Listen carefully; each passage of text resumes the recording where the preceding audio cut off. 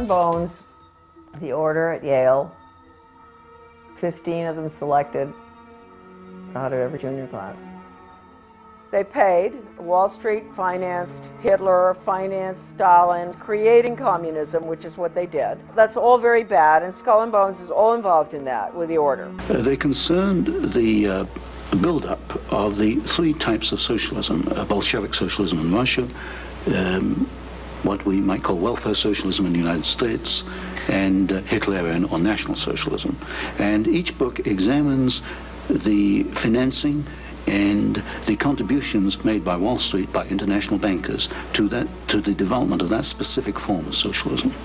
It also was involved in changing the American education system from a classical academic, brain-oriented thinking, destroying that, and imposing an animal training method, which Skull and Bones was deeply involved, and I think I would just say the only entity at that time deeply involved, and managed to bring that wretched system of operant conditioning, Pavlov, Skinner, whatever you want to call it, animal training, out of the laboratory in Leipzig, Germany, Wilhelm Wundt, and get it adopted by leading American educators. Motivation and reward are crucial factors in learning. A motivated animal will learn any response which occurs and is promptly followed by a reduction in the strength of the drive.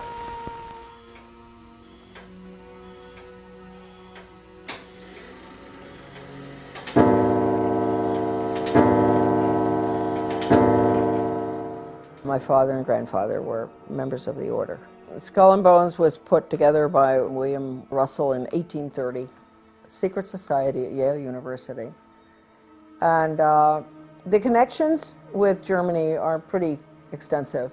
You know, the Illuminati, I think, it's got to be, I think that there's a lot of research out there that I haven't even read that is there, that does connect it with the Illuminati. And the Illuminati, of course, was Bavarian Marxist society based on destroying the family, destroying the church, which at that time was Catholicism, destroying religion, destroying national entities, boundaries, no more. I have, you know, the Proofs of a Conspiracy by Robeson, an original copy of that, and it says right in there, you know, where the order, it's interesting, the order, right? The goal was to, just as I said, down with the family, down with the royalty. At that time, governments were royalty, and they were religious. That was Western European, right? Down with nationalism, get rid of countries, drop borders. I mean, and people think that that's new. The Illuminati order, this is Skull and Bones, see? The Illuminati order documents show that Raphael in the Illuminati is identified as the same Professor Karl Casimir Wundt. This is fascinating. Kirchenrat Karl Casimir Wundt, the one we're talking about, was professor at Heidelberg University in the history and geography of Baden, this town, and pastor of the church at Weiblingen, a small neighborhood town. So Wundt was connected with the Illuminati, his grandfather. Well, this is the background of Wilhelm Maximilian Wundt, who really trained the American educators in the behavioral psychology, stimulus response training type of Skinner, operant conditioning, bells, whistles, all that stuff, which does not teach, it trains for the workforce. Now, this was, the order at Yale was directly connected with Wilhelm Wundt. They sent educators over there to study under Wundt. Stanley Hall was the first one to go. This is so important, this stuff here. The Hegelian influence on Hall. Between 1870 and 1882, a span of 12 months, Hall, the American, there's a lot of information on him here too, but I won't go into it. He was connected with Skull and Bones prior to going over. They probably sent him over. Spent 6 years in Germany And he says, I do not know of any other, this is Hall talking, any other American student of these subjects, philosophy and psychology, who came into even the slight personal contact it was my fortune to enjoy with Hartmann and Fechner. There were psychologists over there as well. Nor of any psychologist who had the experience of attempting experimental work with Helmholtz. And I think I was the first American pupil of Wundt. Now, Wundt is the one we're dealing with, Wilhelm Wundt from Germany. He had the first laboratory, and people think that American psychology and all was, the psychologist studied under Pavlov, that Pavlov was the first. No. Pavlov, interestingly enough, studied under Wilhelm Wundt in Leipzig. The 12 years included in this span as an American pupil of Wundt, more than any other equal period, marked and gave direction to modern psychology. Wilhelm Wundt, 1832 to 1920, professor of philosophy at University of Leipzig, was undoubtedly the major influence on G. Stanley Hall, who was subsequently, who trained, you know, all the others, Thorndike, Dewey, and all of them, okay? And he was sent over. Hall, it appears that he had a lot of connections with the order at Yale, and that's why he ultimately ended up going to Leipzig. Modern education practice stems from Hegelian social theory combined with the experimental psychology of Wilhelm Wundt. The Hegelian theory, you know, create the problem, people scream, impose a solution type of thing. And no right, no wrong, too. Whereas Karl Marx and von Bismarck applied Hegelian theory to the political field, it was Wilhelm Wundt, influenced by Johann Herbart, who applied Hegel, the Hegelian dialectic, to education, which in turn was picked up by Hall and John Dewey and modern educational theorists in the United States. That's to create the problem and people scream, impose a solution. That's the Hegel. Wundt is the animal training method that bypasses the brain. Wundt is important in the history of American education for the following reasons. He established in 1875 the world's first laboratory in experimental psychology to measure individual responses to stimuli. 2. Wundt believed that man is only the summation of his experience, the stimuli that bear upon him. It follows from this that for Wundt, man has no self-will, no self-determination. Man is in effect only the captive of his experiences, a pawn needing guidance. 3. Students from Europe and the United States came to Leipzig to learn from Wundt the new science of experimental psychology. These students returned to their homelands to found schools of education or departments of psychology and trained hundreds of PhDs in the new field of psychology. The core of our problem is that Wundt's work was based on Hegelian philosophical theory and reflected the Hegelian view of the individual as a valueless cog in the state, a view expanded by Wundt to include man as nothing more than an animal influenced solely by daily experiences. This Wundtian view of the world was brought back from Leipzig to the United States by G. Stanley Hall and other Americans and went through what is known among psychologists as the Americanization of Wundt. Although Hall was primarily psychologist and teacher, his political views were partially Marxist, as Hall himself writes, quote, I had wrestled with Karl Marx and half accepted what I understood of him. Confessions, and don't forget Karl Marx used the Communist Manifesto was basically Weishaupt. It's important to remember that, huh? So this is really a very fine chapter out of Sutton's book, America's Secret Establishment. This is a chapter, How the Order Controls Education. And I want to point out that nobody but Sutton in the writings on the order has ever really dealt with education. Sutton saw the importance. I mean, he'd been doing all the work on our, aid to the Soviet Union on technology and all for the Hoover Institute. But he really, he's the only one who ever connected the order with education. Yeah, you know, even this great book that we've all, that Sutton Leipzig Connection, this great book, I don't believe that Paoli Leone understood the connection with the order either. He wrote about Wundt. It's a fantastic little book. You couldn't get it. The viewers can get this book. I think it's, you know, there are a few very important books on education. I'd say that this is the #1 book on education that's ever been written, this little book. And I think Anthony Sutton agreed, because he got a lot of his work in his book on the order from the Leipzig Connection as well.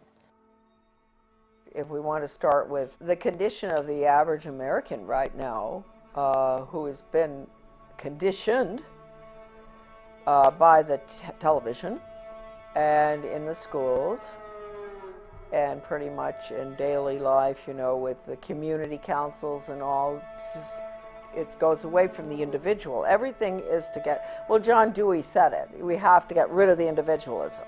Everything goes towards the collective, the group. And ever since the early 60s or 50s, they've had the training sessions going on. They started in Bethel, Maine, National Training Labs, to use sensitivity training to bring people together in groups, and they'd all spill their guts about everything. And once you've done that, you're dependent on that person, right? Because they know everything about you. So this is the way you form the collective. It really is very interesting, the sensitivity training, how it works. And it says right in the original documents that it's Chinese communist thought control. Well, Americans have been exposed to this now, you know, certainly since World War II. And they've become little collectivists, really, groupies. They think that way. Anybody who thinks as an individual really is looked at askance, you know, strange person, you know, having an opinion that is opposite to what I've heard every night on the TV or in school or in college. Strange person, these individualists, huh? So that's what we're looking at now. We finally, this is very interesting right now. I mean, talking about the Rockefeller Foundation, the General Education Board of Carnegie, you have, this is the chart showing that the University of Chicago, the School of Education, which had John Dewey and Charles Judd were there. Columbia University Teachers College, John Dewey Thorndike, who had his pet chickens that he trained, James E. Russell, and then James McKell in the Department of Psychology at Columbia. All of those were all funded, and Hopkins Medical School, by Rockefeller Foundation's General Education Board and Carnegie Foundation. Now, when you think back to everything I've been talking about, the Carnegie Conclusions and Recommendations to change the American education, 1934, to change American education from the standard, you know, classical education that we have, basically to outcomes-based ed, because Carnegie, after they wrote that nifty little blue book that outlines a socialist America using Carnegie's views, they had something called the 8-year study, the Carnegie Corporation, which we didn't realize until I read something in the Education Commission of States used to have, or still does, maybe in Denver, has a newsletter. And I was reading it one day, and at the bottom of the page, I just saw something, and it said, OBE is simply because we were fighting OBE, outcomes-based education, performance-based education for workforce training, performance. And I turned the page, and I said, it's just a rerun, virtually, of the Carnegie Corporation's 8-year study in the 1930s. And I went, what? And then we went and we got the whole 8-year study out of the University of Georgia Library, because the editor of my book lives in Athens, Georgia. And we got the 8-year study. And the 8-year study actually is what they're putting in right now. It's the no grades. It's removing the Carnegie unit, which requires the old Carnegie unit. You guys went through it in school. You know, we all did. 4 years of math, 4 science, 4 English, 4 history, whatever, in order to graduate. And all of that has been removed now, because the student is not focusing on intellectual endeavor. It's workforce training. And so they're taking those years away, and they're taking A, B, C, D grades away. They're taking kindergarten 1, 2, 3 through 12 away. And the whole thing is an open system where the child proceeds at his own pace and has his own test. He's not being compared against anybody else, no competition, because he is the cog in the wheel. He's being trained for the state and the corporations, not for his own upward mobility. Forget classical education. That's what they're putting in right now. They're calling it Reinventing Schools Coalition. And interestingly enough, why I should be living in this small town of Dresden, Maine, where it's one of the pilots, one of the few in the country for it. I went over and I found out about it. Their whole goal was to turn education on its head into training, which is exactly what they want to do, because if you take the Carnegie's little conclusions and recommendations for the social studies, forget social studies, okay, I don't know why they call it that really. It was really conclusions and recommendations for the destruction of American education, that little book.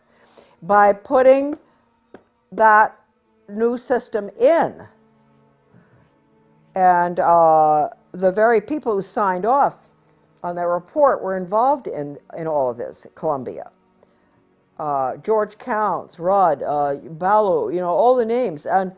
And so Carnegie, whereas you had Hopkins and University of Chicago and all were putting in the method, Carnegie was advocating the change of our formerly free market system to a planned economy, Soviet style, through the schools. That's the little dark blue book, Conclusions and Recommendations. That is recommending a new form of government and economic system for the United States, and it clearly states in there the American people are going to have to get used to this, because this is the new order. That these barriers are breaking down all over the world. We've got to have a world system and all. You know, this is all. I mean, this isn't direct quotes, but this is what the book tells you, and that the curriculum has to be completely revised from the old classical curriculum to focus on world government, basically. That's that little 1934 book. So at the same time, you had Columbia University and Dewey and all of them. Dewey had, you know, a lot of them had been to the Soviet Union, George Counts, and they were just saying, this is the most wonderful system, blah, blah, blah. Well, you know, I think Counts recounted or recanted sort of at the end, you know. I think he realized, because things were getting pretty brutal in the 30s under Stalin. It was pretty hard to defend the system. But anyway, the goal, I think, people will always ask, well, why on earth did Wall Street finance the Bolshevik Revolution? Why would they do that? Well, I think they did it because Russia was I don't think they did it because they were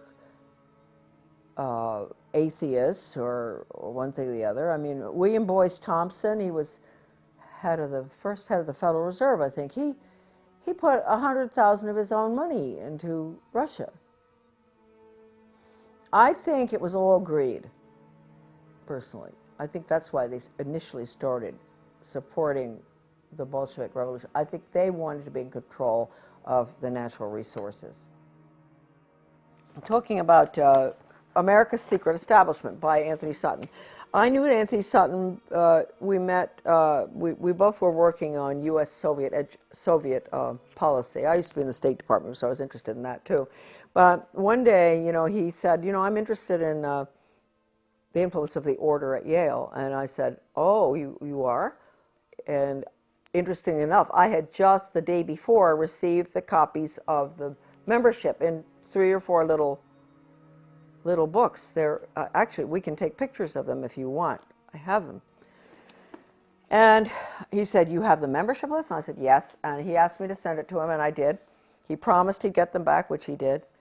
And he told me, he said, Charlotte, I've been doing research for the Hoover Institute for several years on U.S. aid to the Soviet Union and wondering, what on earth are we doing? Why are we building up our enemy? I just couldn't understand it. And he said, when I put all those names on the membership list that you had out on the dining room table, all of a sudden everything made sense. I saw the names of these very important people who were all involved in the defense contracts, who were involved in education going way back, everything. I saw what they were doing. And that was when he became, you know, even, he really started focusing. And he wrote the book after he got the list. And I've always really liked that. This is a really good quote here that I like to use, because not just because the fellow that he's quoting was a friend of my father's, sort of interesting, but because it tells you exactly how important the Order of Skull and Bones at Yale is. People say, oh, it's a little boys club, and they ignore it. They ignore the fact that John Kerry and George Bush were both running for president. You know, they didn't, I mean, isn't this sort of weird that out of an organization that has a maximum, I don't know how many, maybe 12,000 members that, or less, you know, since its creation, I don't know how many there are, that we would end up in a country of, what, how many million are we? Having two people running for president who are out of Yale, the Order of Skull and Bones? I mean, that just doesn't make sense. So anyway, this is a quote that he has. This is from F.O. Matheson, who was Skull and Bones, 1923. My father was too. To Donald Ogden Stewart, Skull and Bones, 1916, an older guy. In regard to Matheson, they called him Matty, Matty's upcoming appearance before the House Committee on Un-American Activities. So he's writing to his other Skull and Bones buddy, you know, soothing his concerns, saying, don't worry, we'll make it. We're going to get by here. You know, we're going to get our agenda in, basically. So Matheson says, quote, as long as we have somebody from Bones, himself, right, who can bring pressure on the committee, I should think we'll be all right. So that's a very important quote. Now, Sutton goes on here, and he says, for over 170 years, these people have met in secret. From out of their initiates come presidents, senators, judges, cabinet secretaries, and plenty of spooks, CIA. They are titans of finance and industry, and they have just recently installed a third Skull and Bones president of the United States, George Jr., right? George W. Bush's secret name is Temporary. His father, George H.W. Bush's Bones name is Magog, and his grandfather, Prescott Sheldon Bush, stole for the order one of their prized possessions, Geronimo's skull. But the Order of Skull and Bones secrets have always been safe with the press, of which much they owned. They owned, and that's why I think earlier you saw in this video, I mentioned that, or maybe I didn't, I've been writing letters to the press since 1975 that, with a direct quote from a communist, that regionalism is communism. And I've had other articles published, but they would never go near that. Either they would take that quote out, because that's the quote from a communist writer for the Daily World, writing for their own journal, the Daily World. And so when you talk about the control of the press, it's complete, the major media. I don't have to tell you folks that probably, but anyway. All right, no, Skull and Bones, Bonesmen, here's a little list. Time Life Fortune's Henry Luce, Newsweek's E. Roland Bunny Harriman, right? Cowles Communications, Alfred Cowles. National Review's William Buckley. Boy, he took us to the cleaners, didn't he? Atlantic Monthly's R.W. Davenport. I guess Buckley was the one that managed to get the conservatives in line, so they're supporting a planned economy and all, right? He said that he said that John Kenneth Galbraith was one of his best friends and he admired him. So, Did he repudiate the Birchers? Oh, yes. Yes, went after the Birchers. He did terrible things, Buckley. Atlantic Monthly's Davenport, and among others. If the order is mentioned in the establishment press at all. Bones is defined as just a staid wayside for students. Its glory faded. This book is extremely important. You can go on the internet to get it. You said Alex has got it, is that right? I think we do. You're right.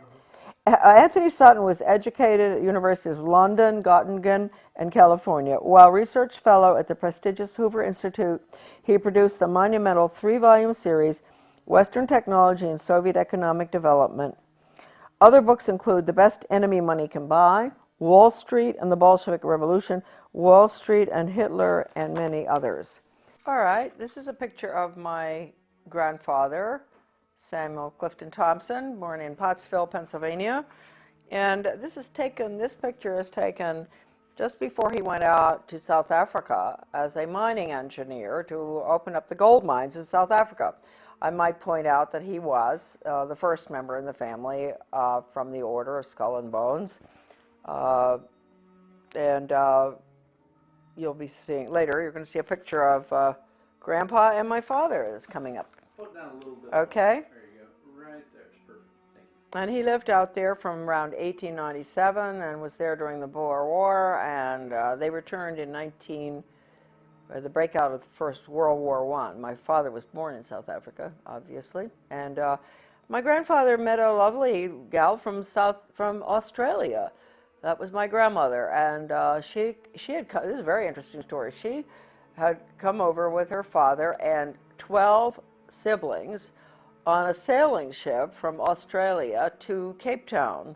My great-grandfather from Australia had emigrated from England and was the clerk of the works or something in Melbourne, Australia.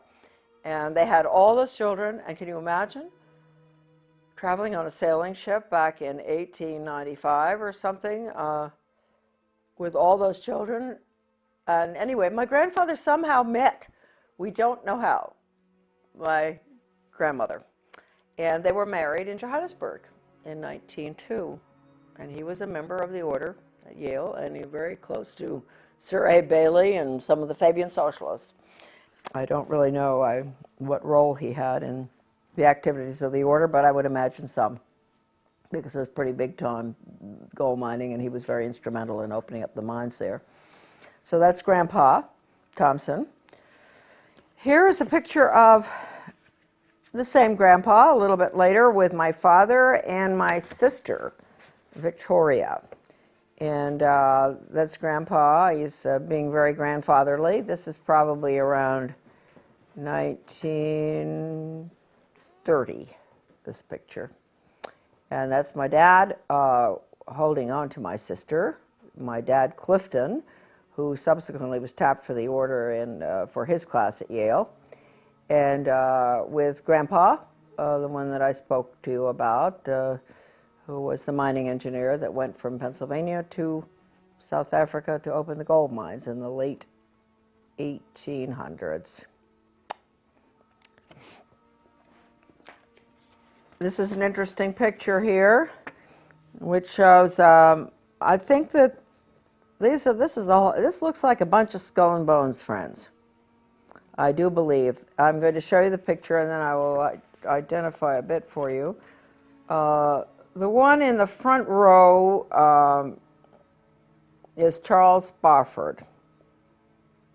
And then we have my father. I'll explain a little bit. It's difficult to hold this up, but the one in the front row in the middle is Charles Spofford, a very close friend of my father's, and I really like Charles Spofford a lot.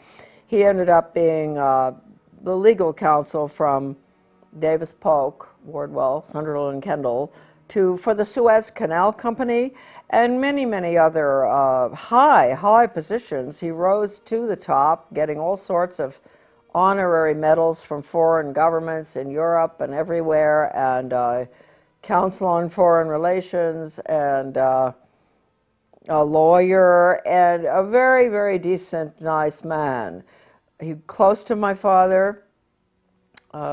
He died about 25 years ago, I guess. He was an interesting man. He was born in California, I believe, and unlike the other Bones characters that were in that class, friends of my father's. He had not been to prep school, one of the fancy prep schools on the East Coast. He went to public school in California, which I do believe they must have had extremely good public schools back then, because Chuck Spofford was quite a scholar, and he was a very good musician. And very high up he became after World War II, which he served in Europe as a lieutenant or something. After he got out, he was promoted way high up to one of the top positions in NATO, the North American Treaty Organization, and went on to be very influential in diplomatic circles. This is coming from being a boy in the public school system in California, rising to just really the highest heights imaginable. So that's Chuck. The other members that are shown there are close friends of my father's, Rebel McCallum and Fred Haynes, I think. I'm not going to tell you where they all are. My father is in the picture somewhere there in the second row, I think. And Edwin Blair, who was called Mr. Yale always because he was a great fundraiser for Yale. So he was Mr. Yale. He was also the gentleman that invited my dad to go out to Bohemian Grove for 1 week or whatever it was. That it was through Edwin Blair that my father did go out there, and when he returned, you know, he wasn't terribly impressed with what was going on there. He said the food was excellent, the lectures were pretty good, everything was done very nicely, but he would never go back. So I'm making excuses for my dad because I don't think he was ever really very happy with the agenda, the Yale agenda, the orders agenda, although he stayed close to his friends. As you can see in this picture, they're all having a very good time on someone's boat or on the dock somewhere.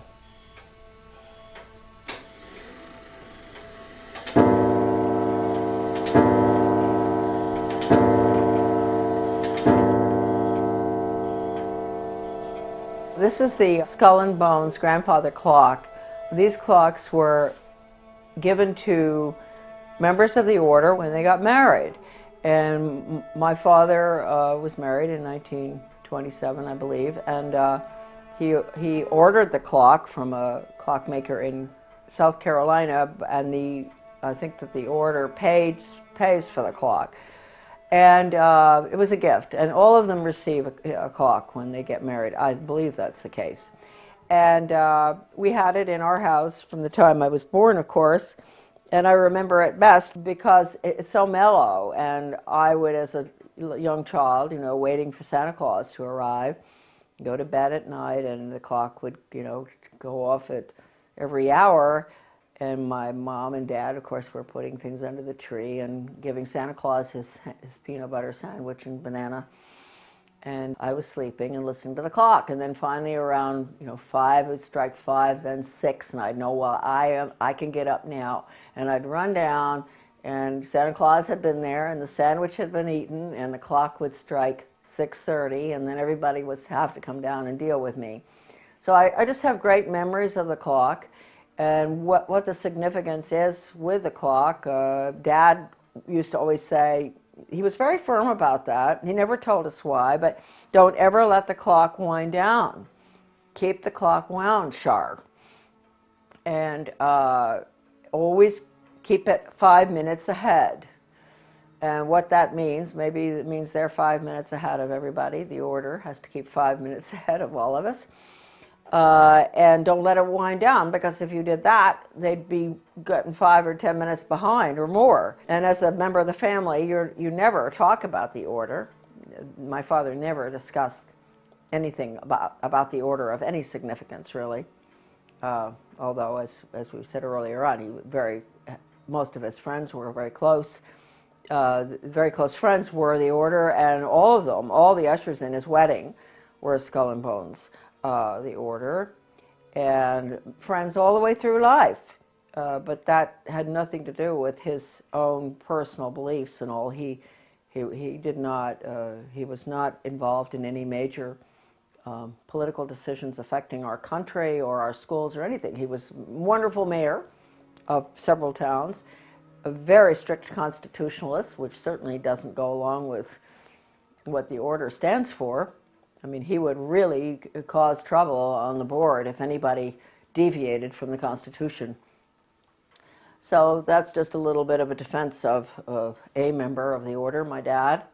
And as you heard earlier on, you know, before he died, he did say that he would help me if he could, if he had longer, right? So hopefully there are more members who've come to that conclusion, and maybe someday we won't have a problem with the order. I hope that the order doesn't continue causing all of us the problems that it's caused in the past, so especially in education. Now we're going to get into the books. The books were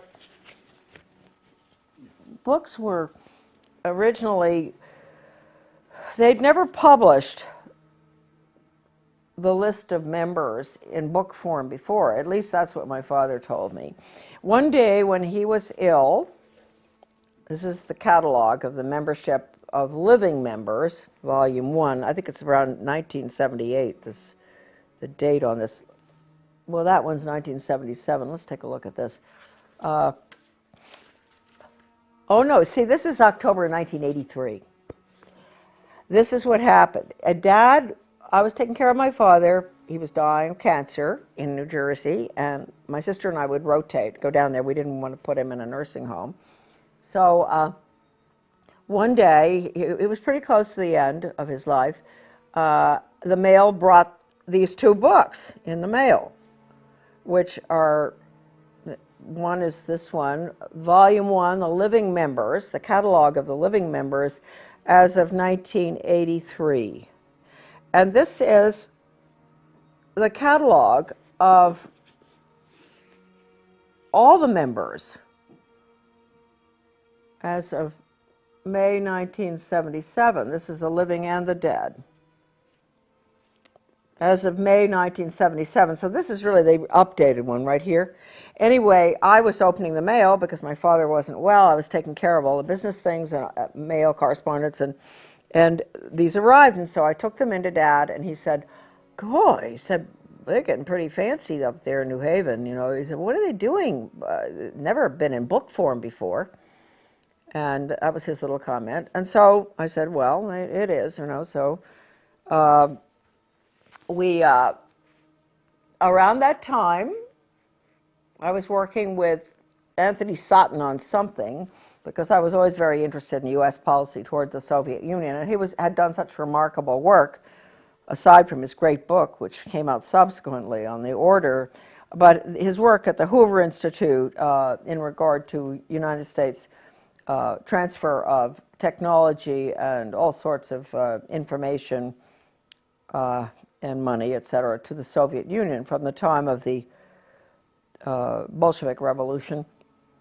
And so Sutton was very highly respected in that field, and he told me, it just was a fluke really, that he happened to call right at the time when the books had arrived, because he said he couldn't understand what it was all about. And I said, "Well, you may be interested, I think, you know, in the order at Yale." And he said, "I am." He said, "I am interested in that." He said, I don't understand the connection." And I told him that I had the lists in book form. And he said, "You do?" And I said, "Yeah." And he said, "Would you mind lending them to me?" And he said, "I'll get them right back to you, I promise." And I believed him, and I sent them, and he did get them back. And he called me, and he said, "Charlotte, with all the research I've done through the years on U.S. aid to the Soviet Union in every imaginable aspect, once I got these lists copied," he went to a copying place to get it done. He must have done a pretty good job because they're still in good shape. I put them down on the dining room table, and I looked, and all of a sudden I knew I had found what I was looking for.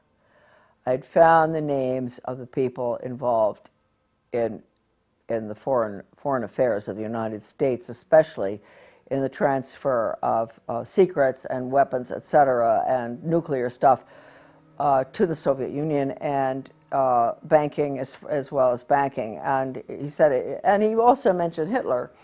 He said, I saw the movers and the shakers, and it became very clear to me that this one organization was, if not totally responsible, almost completely, really up there in responsibility for American foreign policy and economic policy. And so, and then subsequently, we found out education policy. I didn't know that at that time that Sutton was that deep into doing the research on education.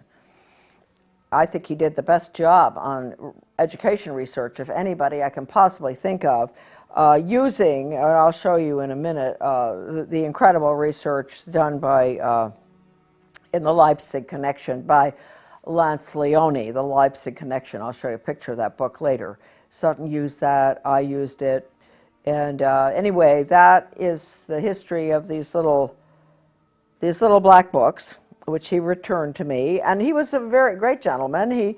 He said, I really didn't ask him to keep my name private, but he decided on his own not to let anybody know where he got them from. And evidently, when after my father died, he did, I guess, tell somebody, or maybe he didn't ever tell anybody. I'm not quite sure. I told people. I didn't really care, But I do want to point out right here, at the end of my father's illness, before he died, because he had heard me discussing foreign affairs and education, especially with Phyllis Schlafly, who was putting together the book Child Abuse in the Classroom, which is a great book for parents out there watching if they want to really find out all about truly documented programs that were used in the schools between 1965 and 1985, when we had the Protection of Pupil Rights Amendment hearings. The documentation is in that book, Child Abuse in the Classroom, which is at AmericanDeception.com. A marvelous book. And Phyllis and I, at this time, when I was taking care of my dad in 1984, were talking on the phone constantly about what was going on with global education, all the horrible values-destroying programs, role-playing, psychodrama, the worst stuff, death education, survival games where the kids have to decide who's going to be allowed in the lifeboat and who isn't, depending on what your category is in life. This stuff, my father was listening from the other room, because we had him downstairs in a room next to the kitchen so that we could take care of him.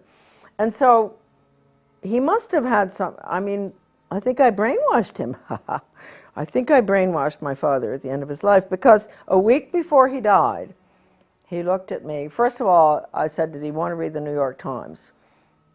He was not, he really was at the point where he didn't read much. And I gave it to him, and he just threw it on the floor.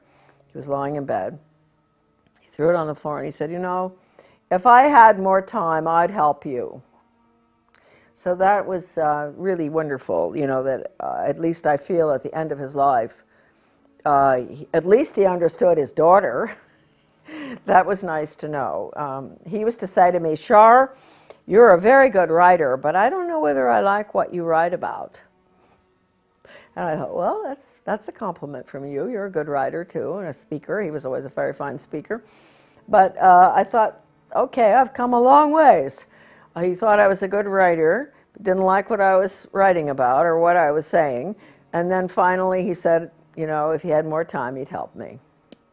So you can say that I'm not making excuses for Skull and Bones members, but you could say that a good percentage of each class is really quite innocuous, even though they may still go to the island, where they have the camping and all that, and Dad did that. And even though they may be bound to vote for the Skull and Bones candidate, like my father always voted for Bush, and my mother was a Southern conservative who would vote for Barry Goldwater, or make a mistake like I did and vote for Reagan. So their votes always canceled one another out, because Dad would have voted Skull and Bones candidate no matter what. Maybe they take a pledge or something, I don't know. Let's go for Dad. Thompson. I think I am even mentioned in this evil little book. Yes, I am. Thompson, 1924. There's Thompson.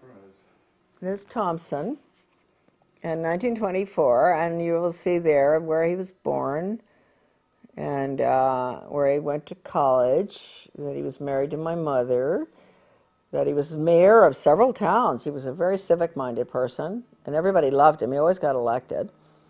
The most generous person on earth that ever existed. If anybody had a problem, you know, he'd be right in on that, offering to help out no matter what. And he was a vestryman at the Episcopal Church, and I don't know what else Dad was, except he was the order at Yale.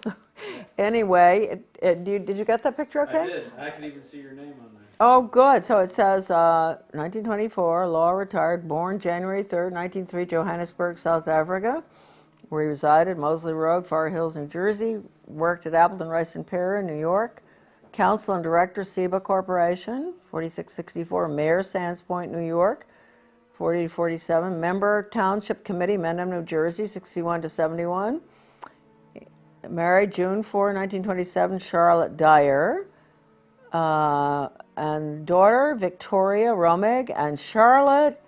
My goodness, my name is in the Skull and Bones little black book of members. I didn't even know that, huh? Well, good for you, Charlotte. I wonder what they say about me. Oh, they're so all to themselves. They probably don't even know about me. They probably don't even know about Dad anymore. So now we have, well, this is an interesting one here. Oh, look at all these bushes. Bush, bush, bush, bush, bush, bush. How about it? Let me give you a, there we are, look. Bush, 1948, George Herbert Walker. Well, we're going to, oh, my representative to the UN, chairman of the Republic. This is a good one. George Herbert Walker, born in, you know, he must have graduated in 1948, right? And born 1924 in Milton, Massachusetts, director CIA, Washington, D.C., residence in Washington, and President and Chairman Zapata Offshore Company, 58 to 66, member U.S. Congress, 67-70, U.S. Permanent Rep to the United Nations, Ambassador, 71 to 72, Chairman, Republican National Committee, 73-74, boy, he doesn't give up, does he? Chief U.S. Liaison Office, Peking People's Republic of China, 74-75, Lieutenant, junior grade, U.S. Navy, 42-45, 3 air medals, married January 6 to Barbara, 1945, children, George W., 1968, John E., Neil M., Marvin P., and Dorothy. Yep, okay. Then we have, gosh, George Jr., 1968, born, I mean, that was the class. He was born in 1946 in New Haven, resides in Houston, Texas. That's all they have for him. Oh, this is an old book, see? Yeah, okay. Then James, I never knew about James, did you? Yeah, he's the brother. Well, I've heard about him. Okay, and I knew about the girl. Yeah. Bush, 1953, Jonathan. Oh, I knew about him. He used to park his car in our garden in Camden before he would go out on sailing trips. Somehow we must have met him. He was very nice, Jonathan. Yeah, he'd be gone for about a month on the island, whatever island, of Vinalhaven or one of them, and he would leave his car in our garage or in our parking lot. And he was a rather nice guy. And then we have Prescott, in 1917. That's the year for him. That's important. He was born in 1895. Columbus, Ohio. Died in October 8, 1972, New York, New York. Greenwich, Connecticut Republican Town Meeting, 32 to 52, moderator. Yale Corporation, 44 to 58, U.S. Senator, from Connecticut, 52 to 63. That was a long time. Formerly partner Brown Brothers Harriman, see, you got all that. And in August 6, 1921, Dorothy Walker married Dorothy Walker, and their children were George, Jonathan, William, and Nancy. Okay, that's that. That's the Bushes. We could go through a lot of people. You know what's interesting? Let's just take a look here. We're in BU. Let's take a look at Buckley, huh? The great leader of the conservative movement, huh? Buckley, William Frank. He graduated in 1950. This is the guy that was put up there as a good, a friend of the socialist economists. What's his name? The really socialist economist? I can't remember his name. They were always such good friends. I always wondered how that could be. No, I can't remember right now, but he's very well known. Anyway, Buckley. Buckley. Gosh, there are a lot of Buckleys. There's Christopher Taylor, New York City author, editor, journalist. I wonder if he's related. Chief speechwriter, the Vice President of the United States. Buckley Fergus Reed, writing, Paris, France, novelist and lecturer. They're all in media, right? It could well be they're related, huh? Then we have James, that he was Bill Buckley's brother. A pretty good guy, I believe.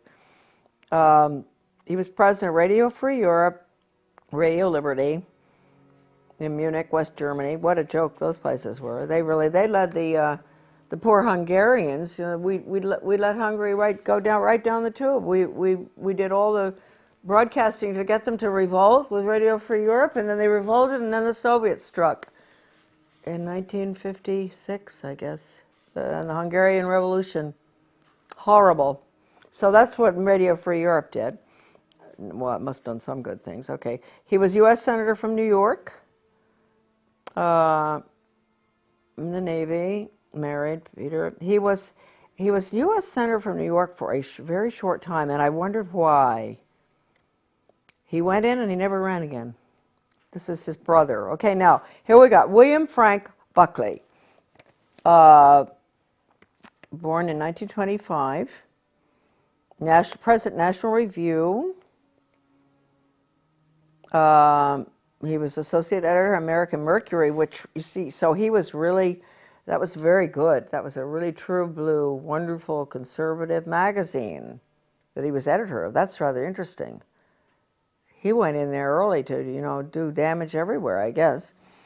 Editor-in-chief, National Review, syndicated columnist, TV host, Firing Line, chairman of the board, Star Broadcasting Group, author of several books, appointed by Nixon to 5-member USIA Advisory Committee, 1969, appointed by the President, public member of the U.S. delegation to, 28th General Assembly of the UN. Host of PBS Great Performances, Brideshead Revisited. Second Lieutenant, U.S. Infantry. Well, that must have been tough. When was that? 44 to 46, right at the, that's the nasty end of the war. Married to Patricia Taylor. Okay. Does it mention Bundy. CIA? No. But he was confirmed CIA, wasn't He certainly was. With Ward, what's his name, and all of them. Maybe they don't put that in. CIA, huh? And here we got Frederick McGeorge Bundy, the one that's listed in the NEA's Cardinal Principles Pre-Planning Board. This is very important. So at the top, the NEA has all these characters, these rotten leftists, educators and government people, top skull and bones people. All right. There's McGeorge Bundy, and there is Frederick McGeorge Bundy. Isn't that interesting? So McGeorge Bundy's the one we want. His brother was the other one. Is that something? 2 brothers were of the order at Yale. This is sort of fascinating stuff. And then William Bundy. All right, McGeorge Bundy. And remember that he was listed on the NEA's Cardinal Principles Revisited, 1976, which was the total international world government document, education for world government, basically. He was listed with all the rotten educators, Theodore Sizer, Oh, everyone you could imagine. And anyway, here we go. And Rockefeller, David Rockefeller, which makes one ask at the top of the NEA, how many teachers know that the NEA at the top is allied with the Rockefellers and the insiders and the establishment and the very people that everybody will tell you the NEA abhors. So anyway, here we go. George Mundy, born 1919, professor of history, NYU, lived at 133 East 80th Street, New York. They all have good addresses. Lecturer, associate professor of government, dean of faculty, arts and sciences, 53 to 61 at Harvard. Arts and sciences, that's interesting, huh? Special assistant for national security affairs to President Kennedy and Johnson, 1961 to 66.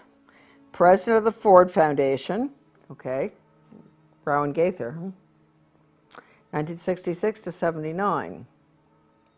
He was 10 years after Gaither. He knew, same thing that Gaither told Dodd. Captain United States, 1942 to 1946. Can you imagine? They were really in nasty wars and all.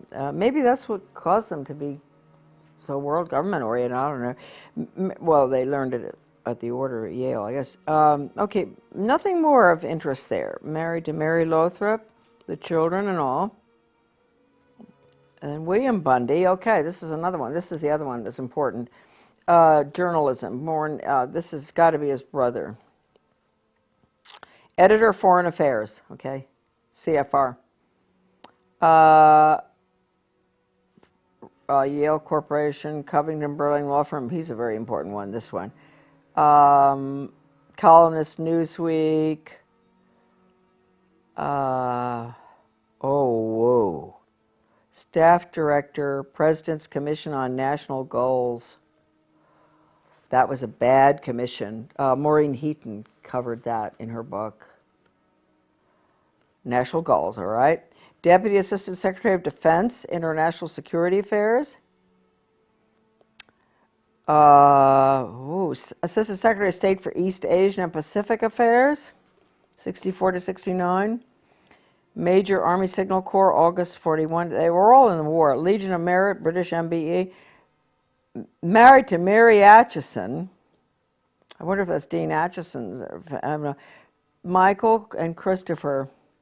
Okay, well, you know, really, these people are something else, aren't they? They are important. They are very important.